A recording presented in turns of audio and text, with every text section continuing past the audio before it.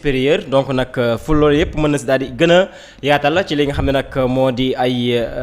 décision yu ñu daal di jël foofu la ca biir université Cheikh Anta Diop. moo xam bu Bambey moo xam bu Ziguinchor en tout cas li nga xam ne nag moo di enseignement supérieur bi moom lu ñuy gën a sàkku si moom mooy plus de sécurité waaye aussi étudiants yi gën a nekk ci conditions yu baax leneen lu ñu daal di waxtaane mooy fële ci palais présidentiel ab rencontre dox na ci ki nga xam ne nag moo di président Bassirou Diomaye Faye ak ki nga xam ni moo di Amadou Mame Diop moom mi daal di jiite li nga xam ne nag moo di assemblée nationale le président de la république a reçu le président de l'assemblée nationale Amadou Mame Diop. La rencontre a eu lieu ce mardi au palais de la république. Les échos renseignent que le dialogue des instituts était au menu des discussions. Le quotidien Les Échos du jour croit savoir que les deux chefs d'institutions ont discuté sur la nécessité de collaboration entre l'exécutif et le législatif, surtout que poursuit celle-ci, le nouveau régime est minoritaire au sein du Parlement,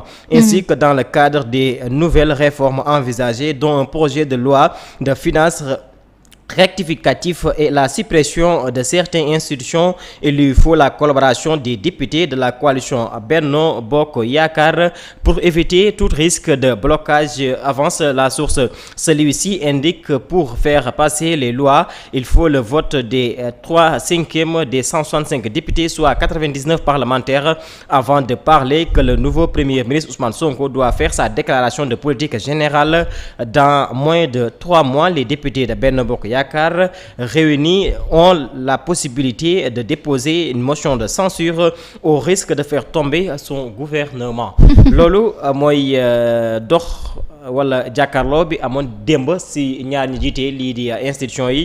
ku ci mel ni président Bassirou Diomaye Faye ak Amadou Mame Diop moom mi jiite li nga xam ne nag moo di assemblée nationale boobu ku ko xam bu baax a baax xam ni kii di président Bassirou Diomaye Faye amagu fa li nga xam ne nag moo di majorité pour mën a jàllale rek li nga xam ni moo di yenn ci ay décision lu ci mel ni supprimer li nga xam ne nag moo di yenn institution lu ci mel ni CSE ak li nga xam ne nag moo di Haut Conseil des collectivités territorial. Donc nag moom tey jii il faut que mu am ab collaboration ak député yu faree ci coalition Benno Bokk Yaakaar ndax loi boobu pour rek mu daal di jàll il faut que nu am 99 parlementaires yu daal di voté li nga xam ne nag moo di loi boobu sur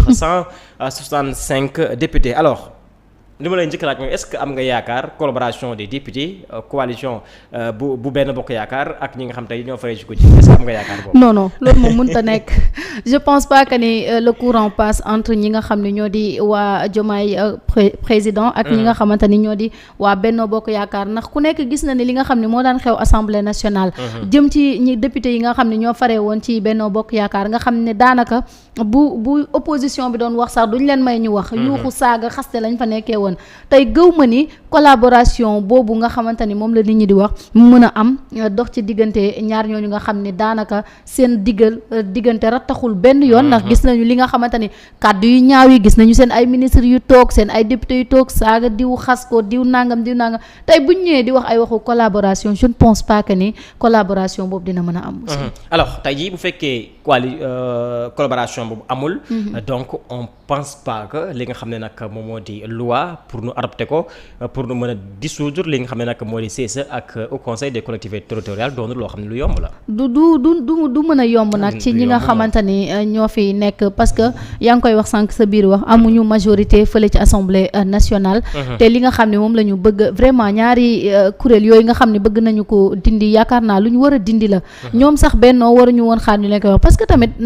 gisuma lan lañ fi liggéey bañ fi toogee ak léegi. ak lan la ñu def ban résultat boo xamante ni fësal nañ ko nit ñi kat ñoo liggéey lii ci li nga xamante ni moom lañ leen jox. kon pourquoi ñu muy continuer ba tey di nekk ay nit di fa nekk di fayeeku te defuñu loo xamante ni askan wi gis nañ ci seen bopp aussi. tey man je me dis que ni ñoom waa Benno waruñu sax woon xaar li nga xamante ni moo di ñu yóbbu mbir moomu foofu ngir ñu mën ko voter d'autant plus que xam naa ni moom comme li xale yi doon wax li naqadi Macky neex nañu waaye ñoom luy naqadi Diomaye neex na leen. te gëw ma ni dinañu nangu trop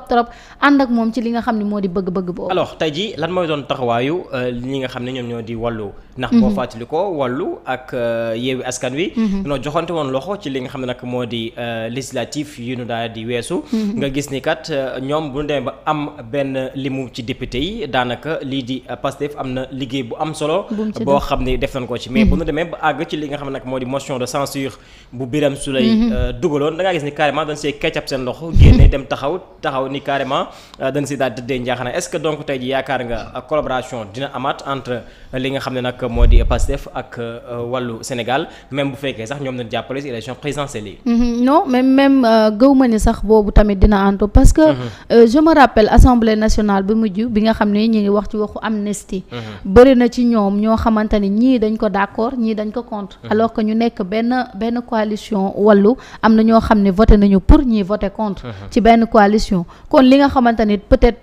mooy jóge ci ñoom d'autant plus que xaaruma nag si ñoom ñu ànd ak ki nga xamante ni moo di Bassirou Diomaye Faye ci li nga xamante ni moo jëm ci loolu nga xamante ni moom lay sàkku parce que wàllu tamit ñoo ngi noonu rek dañuy signaler gauche jàdd droite donc du coup doo xam foo leen di canaliser mën nañu ñëw ànd ak yow ci loolu mën nañ ñëw ñu wax ñu ne carrément lii kenn du ko fi dindi d'autant plus que bu fekkee am nañ ci ay ñooñ aussi duñ ko d'accord donc collaboration ak wàllu bi daal mi ngi noonu ndax waa wàllu moom kenn mënu leen takk kenn mënul xam fan la ñuy jaar déjà ñi dañuy jaar gauche ñi jaar droite dañoo bipolaire donc doo xam exactement ñoom dañuy wax waaw wala dañuy wax déet lu mu ci mënti doon rek dinañ ko xam dans les jours à venir parce que yàggatul suñu kanam la nekk très important suñu kanam la nekk ci assemblée boobu nañuy des ba tey ak poste bi Guy Marius Sagna daal di def ci li nga xam ne nag moo di page Facebook am. J'ai dénoncé ces pratiques longtemps avant que le peuple africain du Sénégal ne fasse de moi son représentant à l'Assemblée nationale du Sénégal. Ce n'est pas aujourd'hui que je vais prendre ces 100 000 francs de suukaru koor de l'Assemblée nationale alors que les travailleurs du FERA de Pikine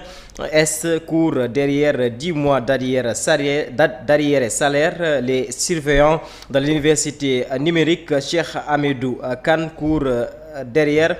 3 mois d'arriérés de salaire. Les jeunes du programme Xëyu Ndaw yi ni courent aussi derrière des mois d'arriérés de salaire. Les conseillers en emploi de l'ANPEJ courent derrière 3 mois d'arriérés de salaire, déclaré selon lui ce suukaru koor distribué par l'Assemblée nationale procède d'une logique d'accaparement, de pàccoo, de détournement et de parasitisme, de vampirisme des ressources sénégalais au profit de personnes qui ne sont des serviteurs, des représentants du peuple. Cette Assemblée nationale, en plus de refuser son contrôle par la commission de comptabilité et de contrôle de l'Assemblée nationale pendant les 12 mois que j'en étais le vice-président, continue des pratiques d'un autre temps, dénonce-t-il vivement une nouvelle majorité à l'Assemblée nationale du Sénégal pour une 15e législature de rupture, de transformation pour une assemblée réellement nationale, démocratique, populaire. Loolu mooy kàddu yu Guy Marius Sagna daal di yëkkati ci page Facebook am di ñu xamal ni ci weeru koor gi dañ ko daal di woo bu mu ñëw jox ko lu tollook ci 100 000 francs pour suukaru kooram. Moom Guy Marius Sagna nag nee na loolu yàgg na ko dénoncé avant muy nekk député foofu la ci assemblée boobu, donc nag du dem ba nekk député di daal di jël 100 000 francs yoo xam ni ñuy liggéey fële ca FERA ñu ngi toog lu tollook 10 mois jotuñu li nga xam ne nag moo di seen payoor. ñi nekk fële ca université numérique Cheikh Hamidou Kane toog lu tollook ci ñetti weer jotuñu li nga xam ne nag moom moo di seen salaire. ñi nekk ci programme Xëyu Ndaw yi ñooñu aussi toog ay weer jotuñu li nga xam ne nag moo di seen payoor. ñiy liggéey fële nekk ay conseil en emploi de l'ANPEJ ñoom aussi toog ñetti weer jotuñu li nga xam ne nag moom moo di seen salaire. donc nag moom amul benn yoon dëgg ñu daal di joxe li nga xam ne nag moo di suukaru koor ci li nga xam ne nag moo di xaalis boobu dafa jógee ci lii di gafap Sénégal nekk li nga xam ne nag moo di ab pàcco foofule ca biir assemblée nationale. Moom Guy Marius Sagna ci ay kàddoom ba tey mi ngi nuy xamal ni yàgg nañu wax ni il faut que nu daal di contrôler anam bi nga xam ni moom nu yore koppar buy assemblée nationale daal di joxe nu daal di bañ ci 12 mois yi. Moom nekk li nga xam ne nag moo di vice président daal dañu continuer li nga xam ne nag moom mooy li ni mel. Moom Guy Marius Sagna mi ngi nuy xamal ni ci 15e législature bi ab rupture rek la say daal di ñaan nu am benn assemblée boo xam ne dafay représenter askanu Sénégal foofule ca biir bërëb boobu. bu ko kàddu yu Guy Marius Sagna yooyu vraiment kàddu yu patriote la vraiment parce que Guy Marius Sagna ku ko xam ko ci dëgg xam ko ci xeex lépp li nga xamante ne injustice la. Je vois pas l'intérêt pourquoi suukaru koor alors que ñoom ñu ngi am seen salaire yu baax. ñi ngi am man vampirisme bi moom vraiment non ay parce que yenn yi en fait ku koy def sax da nga nekk dafa doon loo xamante ne xaalis bi ñuy joxe ñoom moomuñu ko xaalisu askan wi la ñun ñoo leen wax dañuy joxe suukaru koor d'autant plus que ñoom ñi ngi dans de très bonnes conditions pourquoi li nga xamante ni moom la Guy Marius Sagna wax tey bëri na secteur yoo xam ne fayeekuwuñu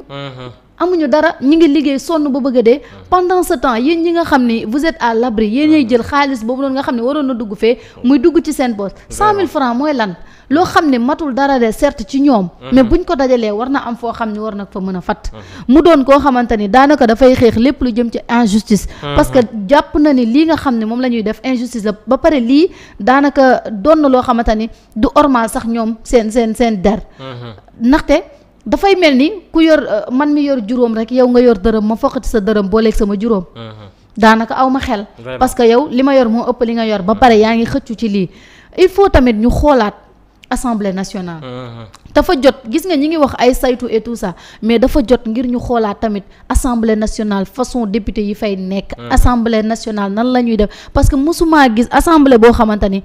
surtout nag ñi nga xam ne ñoo fi jógee daanaka saaga xas yuuxu dem naa fa couverture ma ne non ñii ay mag lañ wala ay xale parce que déjà yow miy xale sax rus nga yenn kàddu yi di ko yëkkati bu ñu demee ba ay Coura Macky ay Farba Ngom ay nit ñooñu naan dañuy nekk ay député toog Assemblée nationale ku wax ñu yuuxu la ku wax ñu tàccu la bu fekkee waxoo lu leen neex ñu yuuxoo tàcc mel ni comme si ay xale alors que dañ ñëwoon 14e législature bi ku gis opposition bi ni nga xam ne noonu la taxawee woon xam ne ñoom taxaw nañu taxawaayu dëgg parce que da ngay gis député yi nga xam ne ñoo faree ci kujje gi dañuy taxaw wax loi wax li nga xamante ni moom la texte bi régir wax lépp nga xamante ni dañuy argumenté li nga xam ne loolu la ñuy wax mais tey beneen camp bi ñi ciy argumenté boo leen compté bariwul ñi ci des yuuxoo xasteeg saaga lañ fa nekkee et pendant ce temps waa ñu ni ñun ñoom ñoo fa toogal ndaw ñi xaw ma pencum ndaw réew mi ñoo fa toogal askan wi alors que yéen li ngeen di def yëpp askan wi gis seen bopp imagineel ñu nekk Assemblée nationale ñëpp di ko def direct ak télé yi ay mag di xeex di saagante di yuuxante di waxante ay wax yu ñaaw pendant ce temps yéen ñooñu askan wi nee na ñu yéen la ñu wóolu teg leen foofu te yéen ñi ñu wóolu teg leen foofu nga dégg ay député yoo xam naan man député Macky Sall la lu mu indi ma voté nañ arrêté Macky Sall taxul nga toog fa askan wi moo tax nga toog fa kon dafa am loo xamante ni lu ñu mën a jooyanti ci biir Assemblée nationale bëri na doxaleen gaak façon député yi nga xam ni tamit dañ leen di tànn mënuñu fi toog di tànn